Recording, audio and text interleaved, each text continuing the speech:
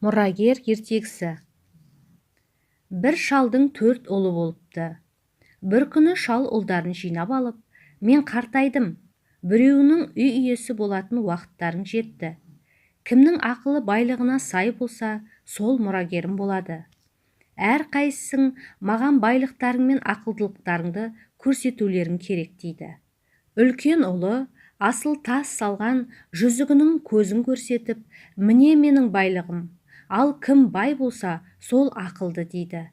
Екінші ұлы асыл киімдерін киіп, әдеміленіп келеді де, мені осы түрімде көргендер ақылым мен байлығымның алдында бас иеді дейді.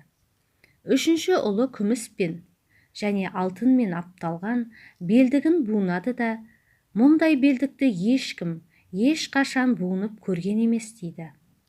Әкесі үлкен балаларына қарап, басын шайқайды да, ең кіші ұлына бұрылып, сен неге үндемейсің?